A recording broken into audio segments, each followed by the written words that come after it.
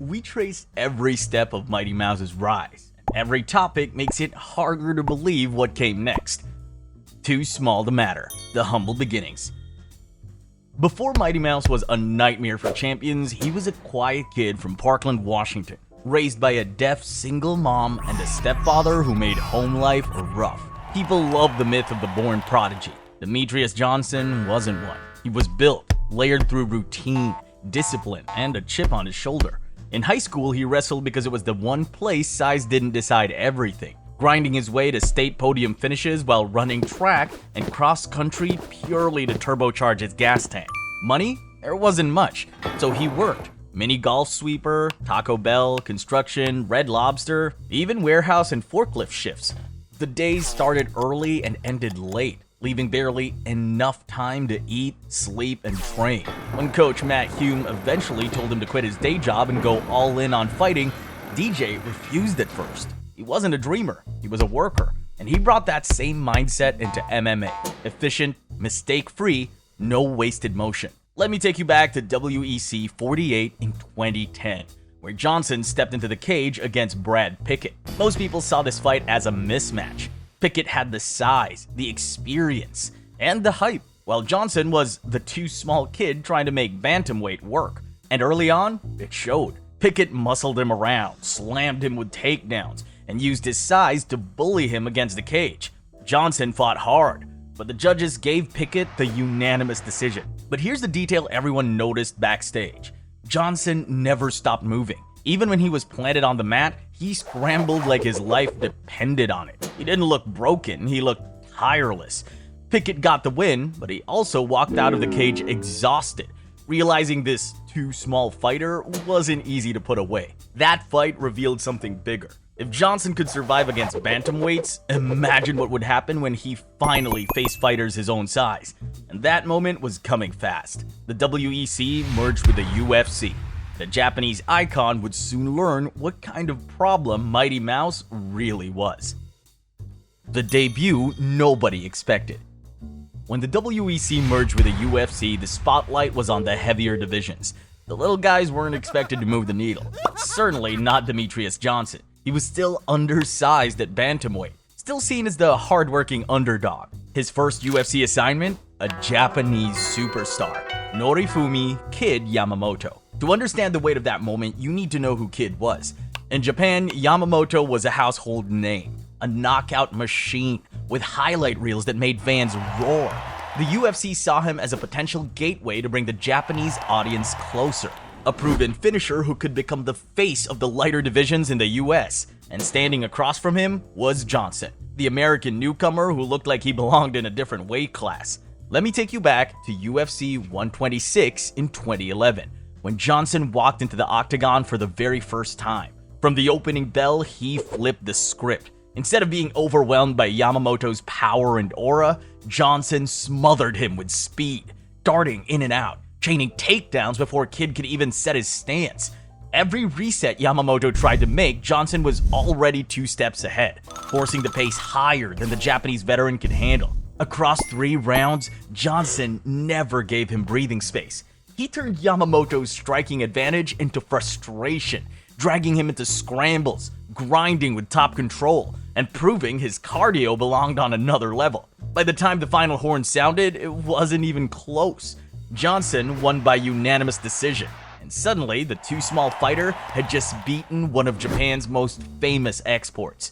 This wasn't the showcase the UFC had planned. Yamamoto walked out humble, while Johnson left with momentum that no one had predicted. The fans saw it, the fighters backstage saw it. This guy wasn't just filling a roster spot. He was about to shape an entire division. And that's exactly what came next. Johnson's win set the stage for the creation of the Flyweight class. But before he could become the face of 125, there was one more mountain to climb. The UFC wanted to see if he could handle the most unorthodox champion at bantamweight, a fighter whose style made seasoned contenders look like amateurs, Dominick Cruz. The Cruz lesson. After beating Kid Yamamoto, Demetrius Johnson didn't get a slow buildup. He got thrown straight into the deep end. His reward? A title shot against bantamweight champion Dominick Cruz. At the time, Cruz was considered one of the most unorthodox fighters in MMA. His endless footwork and his ability to mix striking with takedowns made him a nightmare puzzle that nobody had solved. For Johnson, this was the ultimate test. He was still undersized at 135, and now he was facing the best bantamweight in the world. A man who would shut down bigger, stronger challengers with ease. Fans weren't asking if Johnson could win, they were asking how long he could survive. Let me take you back to UFC Live in 2011, when Johnson walked into the stage with Cruz. From the opening bell, the difference was obvious. Every time Johnson exploded forward, Cruz wasn't there anymore. He'd already slid to the side. Round after round, Cruz dictated the terms, controlling the distance, racking up control time, and proving why he wore the belt. But here's the part that most people overlooked. Johnson didn't break, even as Cruz grounded him again and again. Johnson scrambled relentlessly, propping back to his feet, forcing Cruz to keep working. His gas tank never dipped. His composure never cracked. By the final horn, Cruz got the unanimous decision, but he didn't get the easy night he expected. For Johnson, the loss became a lesson. Cruz exposed the gaps in his game, but he also showed him what needed to change. More composure, sharper setups, and the ability to make opponents chase him instead of the other way around. It wasn't a win, but it was the kind of loss that forges champions. And right after this fight, the UFC made an announcement that would change Johnson's career forever. They were finally creating a flyweight division. The birth of a division. For years, fans of the lighter weights had one complaint. The UFC didn't give them a real home. Bantamweight was the lowest class, and guys like Demetrius Johnson were constantly fighting uphill against bigger frames. That all changed in 2012, when the UFC finally pulled the trigger and launched a flyweight division. At last, fighters built like Johnson would get the stage they deserve. To crown its first champion, the UFC set up a 4-man tournament. The lineup was stacked with Joseph Benavidez, Ian Uncle Creepy McCall, Yasuhiro Urishitani, and Johnson himself. For hardcore fans, this was history in the making. For Johnson, it was the chance to stop being the undersized underdog and start proving he was championship material. Let me take you back to UFC on FX2 in 2012, when Johnson faced Ian McCall in Sydney, Australia. The atmosphere was electric, and the fight delivered on the hype. Johnson's speed was dazzling. He slipped in and out with combinations, hit reactive takedowns, and popped back up from bad spots before McCall could settle in. But McCall didn't break. Every time Johnson gained momentum, McCall pressed forward, clinching, scrambling, and dragging him into the kind of dogfight the crowd loved. By the third round, it felt like neither man could pull away. Johnson's precision made him look like he had the edge, but McCall's grit kept things razor close. When the fight ended, Bruce Buffer read it as a majority decision for Johnson, until chaos broke out. A scoring error had been made. The fight was actually a majority draw. And because the mistake wasn't caught in time, the tournament rules, which allowed for a sudden death fourth round, couldn't be enforced.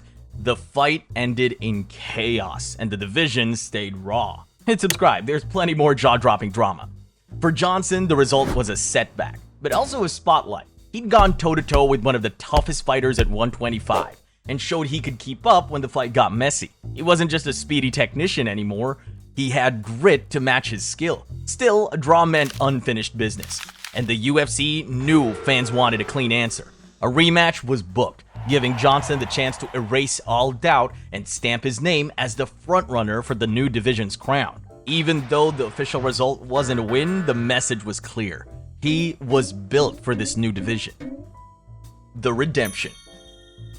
The first fight with Ian McCall left more questions than answers. Fans had seen chaos, scrambles, and non-stop actions, only for the judges to botch the scorecards and call it a draw. For Johnson, it wasn't just about advancing in the tournament anymore. It was about proving he could close the deal. This was his chance to erase doubt and show the new division who was really in charge. Let me take you back to UFC on FX3 in 2012, when Johnson stepped into the cage for the rematch with McCall. Right from the start, you could see a difference. Instead of letting McCall drag him into messy exchanges, Johnson fought with surgical precision. His footwork was cleaner, his strikes sharper, and his takedown timing on point. Every time McCall tried to press forward, Johnson met him with a quick counter or slipped away before resetting in the center. Round after round, Johnson kept layering pressure without getting reckless.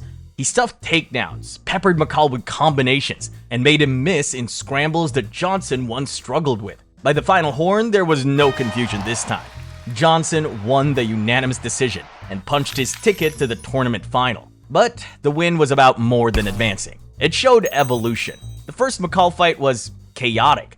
The second was controlled. Johnson had taken the lesson, adjusted, and proved that he could dominate a rematch when the stakes were highest. That ability to adapt, to turn close calls into clear victories, would become a defining trait of his championship reign. And now, when the McCall chapter closed, only one man stood in his way: Joseph Benavidez, a powerhouse striker with Team Alpha Male backing. Benavidez was already seen as the favorite to become the first UFC Flyweight champion. Johnson wasn't the popular pick, but he was ready to turn the division upside down.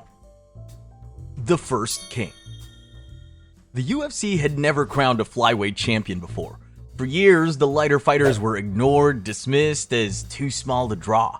But now, with the new division in place, history was on the line. Demetrius Johnson had clawed his way through Ian McCall, and across from him stood Joseph Benavidez, a knockout artist from Team Alpha Male, favored by many to walk away as the inaugural champ. Let me take you back to UFC 152 in 2012, when Johnson and Benavidez fought for the very first flyweight title. The pressure was enormous. The UFC wanted fireworks. Fans wanted validation that flyweights belonged on the big stage, and Johnson had to prove he could handle one of the most dangerous finishers at 125. The fight was tense from the start. Benavidez loaded up with power shots, swinging for a statement knockout. Johnson, on the other hand, stayed patient, circling on his toes, slipping in quick jabs and perfectly timed counters. Whenever Benavidez rushed forward, Johnson ducked under, landed sharp counters, or dragged the fight into scrambles that favored his speed. By the middle rounds, the pace turned into Johnson's kind of fight. He wasn't chasing knockouts, he was controlling space, mixing striking and takedowns, and forcing Benavidez to miss more than he landed. Round 4 brought the closest call of the night, when Benavidez clipped Johnson with a right hand and nearly sealed it. But Johnson recovered instantly, tying him up and refusing to give him the finish he wanted. When the final horn sounded, it felt razor close. The judges read the cards. Split decision victory for Demetrius Johnson. Just like that, history was made. Mighty Mouse became the first ever UFC flyweight champion. What stood out wasn't just the win, but how he did it. Johnson didn't need knockout power or size. He used pure skill, footwork, and composure to solve one of the division's most dangerous fighters. It was the blueprint of how he would rule for years to come. And from this moment forward, Johnson was no longer the underdog. He was the man everyone else at 125 had to chase. But if people thought his reign would be fragile, they were in for a harsh surprise. Because the first title defense was a rematch with the same man he just beat. And this time, the ending would be anything but close. The ultimate problem.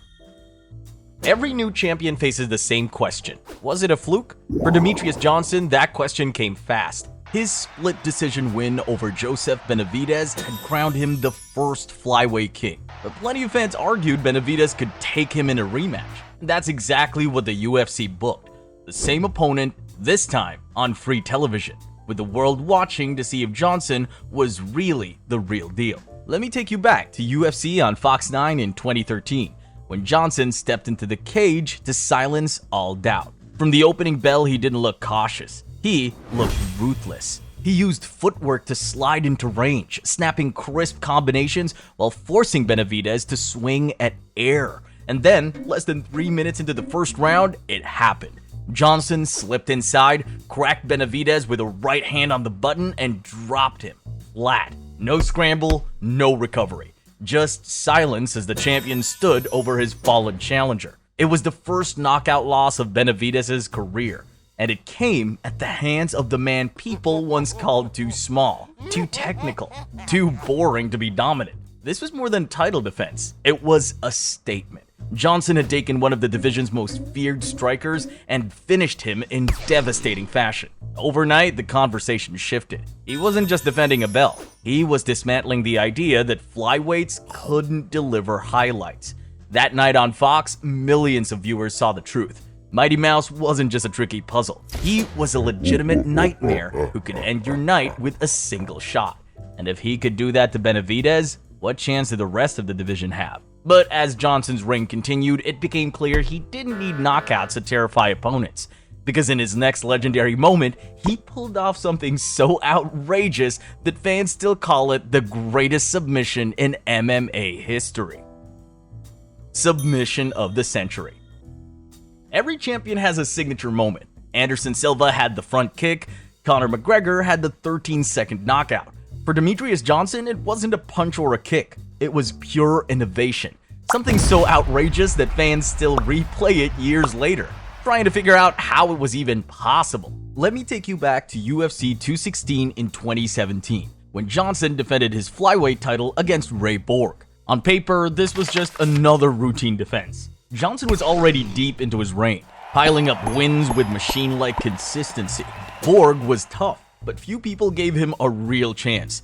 Most expected Johnson to win by decision, just another night at the office. But champions carve their legacy in moments nobody expects. For 4 rounds, Johnson controlled the fight with his usual precision, sharp striking, relentless pressure, and chain wrestling that left Borg gasping for answers. Then, in the 5th round, Johnson pulled off something that didn't even look real. He secured a suplex, like a rag doll. But before Borg even hit the canvas, Johnson armbar, one fluid motion, suplex to submission. Borg tapped instantly. The crowd erupted.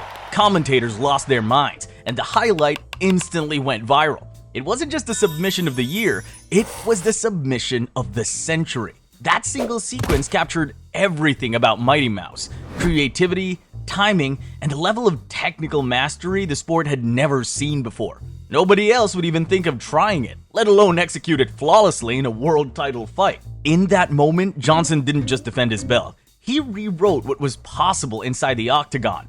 And to anyone standing in line for a title shot, the message couldn't have been clearer. If this guy could invent moves in real time, how could you ever prepare for him? And yet, here's the paradox. Even with highlights like this, Johnson still struggled to get the respect he deserved. Fans, and even the UFC, often treated his dominance as routine, almost boring. But if you look closer, the real problem was obvious. He was too good for his own good. Too good for his own good. Dominance can be a curse. When you win too clean, too often, people stop appreciating it. And that was the strange reality Demetrious Johnson faced during his title reign. He was dismantling challenger after challenger. But instead of earning superstar status, fans started tuning out. The problem wasn't that Johnson was boring. The problem was that nobody could touch him until this night. Let me take you back to UFC 174 in 2014. When Johnson defended his belt against Ali Bagatinov. On paper, Bagatinov was a dangerous challenger, a combat sambo specialist with knockout power and a solid win streak. The UFC hyped him as the man who could finally give Johnson problems. What happened instead was insane. Across 5 rounds, Johnson picked him apart piece by piece. He used footwork to stay out of danger, peppered him with clean combinations, and mixed in takedowns just to keep him guessing. Bagatinov couldn't find a rhythm, couldn't land anything significant, and by round 3, the fight looked like a sparring session. Johnson's pace never dipped, his defense never cracked, and by the end, the challenger looked frustrated and exhausted. Johnson walked out with another unanimous decision, his 7th straight win. But here's the irony, the crowd in Vancouver booed. Fans didn't know how to process a champion who was this efficient, this dominant, without the drama of close calls or wild knockouts. Even Dana White admitted frustration. I feel like he never really got the love and the respect that he deserved. That disconnect became part of Johnson's story. Inside the cage, he was untouchable. Outside of it, he was overlooked. The UFC wanted chaos and personality, but what Johnson gave them was perfection. And perfection, weirdly enough, doesn't always sell. Still, even dominance has limits, and as unbeatable he looked, one challenger finally pushed him to the brink. A fight so close it left fans debating the result for years. The close call. Every reign, no matter how dominant, eventually hits a breaking point. For Demetrius Johnson, that moment came in Los Angeles on a summer night in 2018, when he faced against Henry Cejudo for the second time. Johnson had already beaten Cejudo once, stopping him in the first round with knees to the body. Many thought the rematch would be more of the same, but this time, things were different.